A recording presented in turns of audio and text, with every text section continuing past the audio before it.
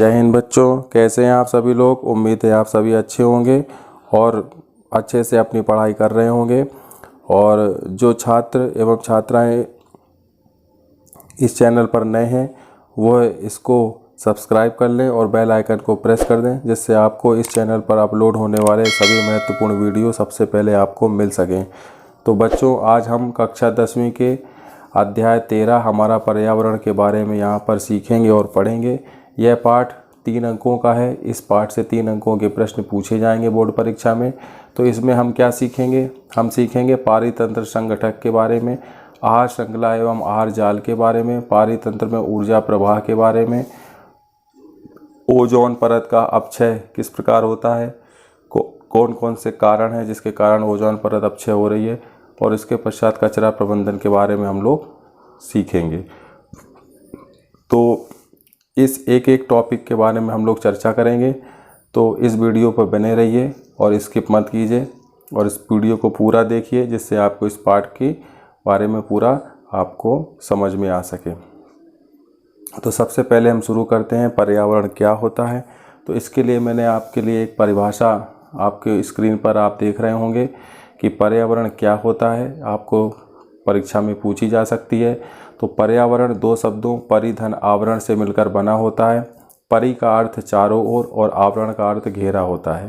जैसा कि आपको इस परिभाषा से स्पष्ट हो गया होगा कि जो पर्यावरण है वो एक प्रकार का घेरा होता है जो हमारे चारों ओर स्थित होता है। तो इसमें आप पारिभाषित रूप से अगर आप देखें इसको, तो आप लिखेंगे कि हमारे चारों ओर का जो वातावरण है जिसमें हम रहते हैं उसे ही हम लोग पर्यावरण कहते हैं। तो जो मनुष्य होता है वो कहीं ना कहीं पर्यावरण से घिरा हुआ होता है, और मनुष्य के अतिरिक्त जो, जैसे आपने देखा होगा, हमारे चारों तरफ पेड़ पौधे हैं, जीव जंतु हैं, नदी नाले हैं, पर्वत हैं, पहाड़ हैं, घर मकान, तो ये सभी पर्यावरण से संबंधित होते हैं।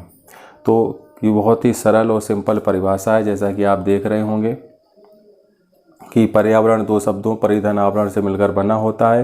परि का अर्थ चारों ओर एवं आवरण का अर्थ घेरा, अर्थात हमारे चारों ओर का जो वातावरण जिसमें हम घिरे हुए हैं, जहाँ हम रहते हैं, उसी को हम पर्यावरण कहते हैं। इसके पश्चात हम पढ़ेंगे पारितंत्र के बारे में। तो पारितंत्र क्या होता है, इसको इंग्लिश में हम लोग इकोसिस्टम के नाम से जानते हैं। किस नाम से जानते हैं बेटा? इकोसिस्टम। तो पारितंत्र क्या होता है, इसके लिए हमने आपके स्क्रीन पर एक परिभाषा लिख रखी है जिसको हम पढ़ेंगे और समझेंगे। वातावरण के जैविक घटक एवं अजैविक घटक आपस में मिलकर पारितंत्र का निर्माण करते हैं। तो वातावरण में 2 प्रकार के घटक होते हैं, एक जैविक घटक और अजैविक घटक। जैविक घटक से तात्पर्य सजीव घटक से है और अजैविक घटक से तात्पर्य निर्जीव घटक से है। तो इस प्रकार से एक परिभाषा हमको प्राप्त होती है कि वातावरण के जो जैविक घटक हैं और जो अजैविक घटक हैं ये आपस में जब मिलेंगे तो पारितंत्र यानी इकोसिस्टम का निर्माण करेंगे। अब इसके पश्चात हम लोग देखेंगे कि जो पारितंत्र शब्द है इसको सर्वप्रथम एजी टेंसले, क्या नाम है बच्चों? एजी टेंसले नामक वैज्ञानिक ने 1935 में इसको प्रस्तुत किया था। तो ये विकल्प में पूछ लेते हैं कि पारितंत्र शब्द का सर्वप्रथम प्रयोग किसने किया था। इसके पश्चात विज्ञान की वह शाखा जिसमें पारितंत्र यानी इकोसिस्टम का अध्ययन किया जाता है, विज्ञान की ऐसी शाखा को हम लोग पारिस्थितिकी और इंग्लिश में हम लोग इकोलॉजी के नाम से जानते हैं। किसके नाम से जानते हैं? इकोलॉजी। और फादर ऑफ इकोलॉजी यानी इकोलॉजी के जो पिता हैं वो ओडम के नाम से जाना जाता है। किसके नाम से बेटा? ओडम के नाम से। तो ये भी आप विकल्प के लिए तैयार कर सकते हैं कि फादर ऑफ इकोलॉजी ओडम।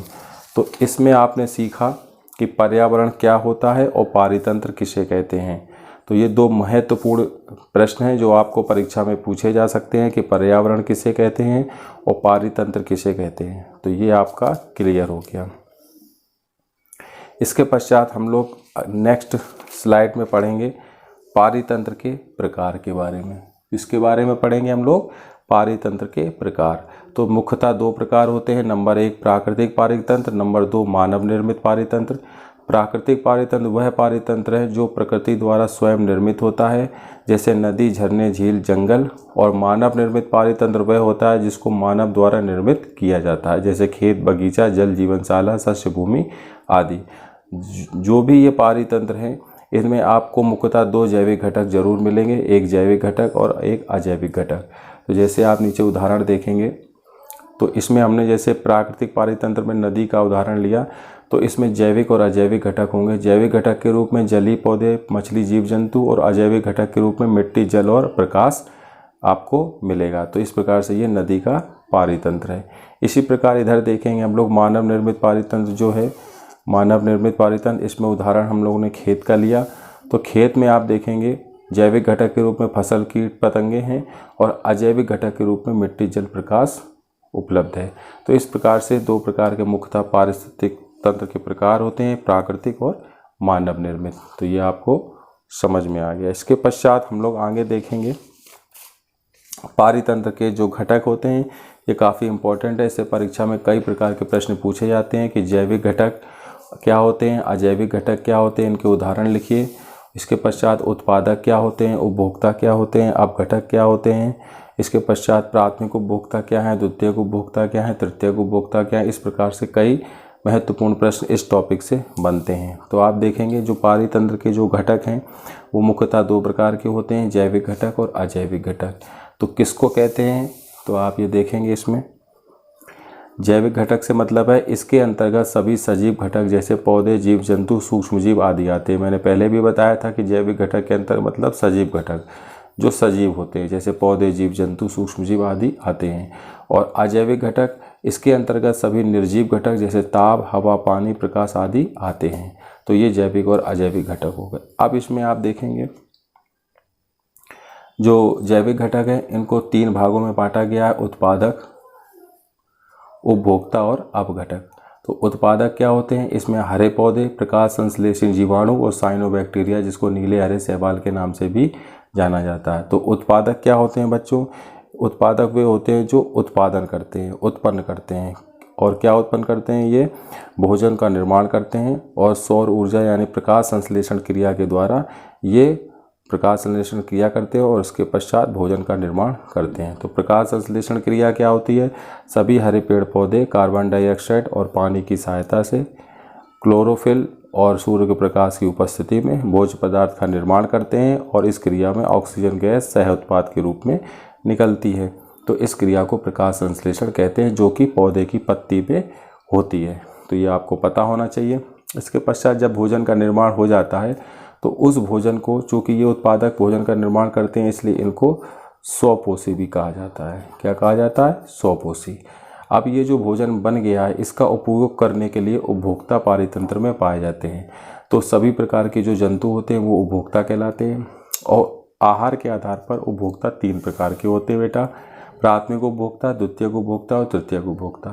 प्राथमिक उपभोक्ता में वे जीव आते हैं जो उत्पादकों द्वारा बनाए गए भोजन को खाते हैं, तो इसमें सभी शाकाहारी जीव आएंगे। द्वितीयक उपभोक्ता क्या होते हैं, जो प्राथमिक उपभोक्ता को अपने भोजन के रूप में खाते हैं, तो ये जो शाकाहारी जीव हैं इनको जो खाएंगे वो जाहिर सी बात है मांसाहारी जीव कहलाएंगे। इसके पश्चात तृतीयक उपभोक्ता जो होंगे वो अपने भोजन के लिए द्वितीयक उपभोक्ता पर निर्भर रहेंगे, तो इसमें भी मांसाहारी जीव आएंगे। जैसे शाकाहारी में खरगोश, खरगोश को खा लिया सांप ने और सांप को खा लिया चील ने। तो इस प्रकार से ये उपभोक्ता के उदाहरण आप अलग अलग पारितंत्र में लिख सकते हैं। इसके पश्चात आप देखेंगे जो अपघटक होते हैं, अपघटक का मतलब होता है सूक्ष्म जीव, जीवाणु, कवक और विषाणु। ये क्या करते हैं, जब पारितंत्र में बेटा प्राथमिक उपभोक्ता और द्वितीयक उपभोक्ता और तृतीयक उपभोक्ता की मृत्यु हो जाती है तो उन पर ये अपघटक आक्रमण करके उनके शरीर का अपघटन करके उनसे पोषण प्राप्त करते हैं। तो इस प्रकार ये इनका काम होता है अपघटक का। इसके पश्चात आप देखेंगे अजैविक घटक। तो ये तो आपका हो गया जैविक घटक जिसमें सभी सजीव की बात हुई। अब आता है अजैविक घटक जिसमें निर्जीव की बात होगी, जैसे ताप है, मृदा है, हवा है, वर्षा है, प्रकाश है, कार्बनिक लवण, अकार्बनिक लवण। यानी अगर जो उत्पादक होते हैं अगर इनको प्रकाश संश्लेषण की क्रिया करना है तो अजैविक घटक के बिना इनकी प्रकाश संश्लेषण की क्रिया संभव नहीं हो पाएगी, क्योंकि इनको जो प्रकाश है, ताप है, मृदा, मिट्टी, हवा, पानी इनको चाहिए पड़ता है। तो इस प्रकार से ये दोनों का संबंध जो होता है वो पारितंत्र में काफ़ी महत्वपूर्ण होता है। तो इस प्रकार से बेटा ये पारितंत्र के घटकों का वर्णन था जो मैंने आपको बताया। इसके पश्चात हम लोग आगे पढ़ेंगे आहार के आधार पर जैविक घटकों को निम्न भागों में बांटा गया है। नंबर 1 है बेटा उत्पादक। तो उत्पादक को अभी मैंने आपको जस्ट बताया कि वे जीव जो प्रकाश संश्लेषण क्रिया द्वारा अपना भोजन बनाते हैं स्वपोषी कहलाते हैं। इसमें देखिए लिखा होगा, इसमें सभी हरे पेड़ पौधे, प्रकाश संश्लेषी जीवाणु एवं नीले हरे शैवाल अपना भोजन प्रकाश संश्लेषण क्रिया द्वारा स्वयं बनाते हैं, इसलिए ये स्वपोषी कहलाते हैं। इसके पश्चात आप देखेंगे जो हैं उपभोक्ता, वे जीव जो अपने भोजन के लिए प्रत्यक्ष या अप्रत्यक्ष रूप से उत्पादकों पर निर्भर रहते हैं, उपभोक्ता कहलाते हैं। इसके पश्चात उपभोक्ता को निम्न प्रकार में बांटा गया है, जैसा कि आप देखेंगे। प्राथमिक उपभोक्ता, वे जीव जो अपने भोजन के लिए उत्पादकों पर निर्भर रहते हैं, प्राथमिक उपभोक्ता या शाकाहारी जीव कहलाते हैं, जैसे गाय, बकरी, हिरण, खरगोश आदि। इसके पश्चात द्वितीयक उपभोक्ता, द्वितीयक उपभोक्ता, वे जीव जो अपने भोजन के लिए प्राथमिक उपभोक्ता पर निर्भर रहते हैं, द्वितीयक उपभोक्ता या मांसाहारी जीव कहलाते हैं, जैसे सांप, चील, गिद्ध, मगरमच्छ आदि। तो इस प्रकार के द्वितीयक उपभोक्ता हो जाएंगे। इसके पश्चात आते हैं आपके तृतीयक उपभोक्ता। तो इसमें क्या होगा, वे जीव जो अपने भोजन के लिए द्वितीयक उपभोक्ता पर निर्भर रहते हैं, तृतीयक उपभोक्ता कहलाते हैं। जैसे आप इसमें उदाहरण देखेंगे तो शेर है, बाघ है, चीता। तो इस प्रकार से आहार के आधार पर 3 प्रकार के आपको जो एक होते हैं आपके उत्पादक, एक होते हैं उपभोक्ता, और उपभोक्ता 3 प्रकार के हो गए, प्राथमिक, द्वितीयक और तृतीयक। इसके पश्चात जो तीसरा प्रकार है वो आप देखेंगे अपघटक का। तो अपघटकों को सफाई कर्मी बोला जाता है पारितंत्र का। तो ये क्या होते हैं, वे जीव जो मरे हुए जीवों से अपना भोजन ग्रहण करते हैं, अपघटक कहलाते हैं। तो बच्चों आपको ये समझ में आ गया होगा कि अपघटकों का काम क्या होता है। जो मरे हुए जीव यानी प्राथमिक, द्वितीयक और तृतीयक उपभोक्ता की जब पारितंत्र में मृत्यु हो जाती है तो उन पर ये आक्रमण करते हैं और उनके शरीर के जो बेटा जटिल कार्बनिक पदार्थ होते हैं उनको ये सरल कार्बनिक पदार्थ में बदल देते हैं और उनसे अपना पोषण प्राप्त करते हैं और उनका अपघटन करते हैं। इसलिए ये पारितंत्र के बेटा क्या कहलाते हैं, सफाई कर्मी कहलाते हैं। तो इनको बोलते हैं अपघटक। तो पारितंत्र में अपघटकों की बहुत बड़ी भूमिका होती है। अगर ये ना होंगे तो पारितंत्र की सफाई नहीं हो पाएगी, जिससे कि पृथ्वी पर रहने के लिए व्यक्ति को जगह उपलब्ध नहीं हो पाएगी। तो ये काफ़ी महत्वपूर्ण इनका काम है। तो ये थे अपघटक। तो ये आपको मैंने इस वीडियो में जो मैंने आपको बताया कि पारितंत्र के संगठक के बारे में मैंने आपको पढ़ाया। अब नेक्स्ट वीडियो में हम लोग पढ़ेंगे आहार श्रृंखला और आहार जाल के बारे में। तो वीडियो आपको अच्छा लगा हो तो वीडियो को लाइक कीजिए और चैनल को सब्सक्राइब कीजिए, और मिलते हैं फिर नए टॉपिक के साथ इस पार्ट के दूसरे पार्ट 2 में। तो वहाँ पर मैं आपको पढ़ाऊँगा आहार श्रृंखला एवं आहार जाल। तब तक के लिए सभी विद्यार्थियों को जय हिंद, जय भारत।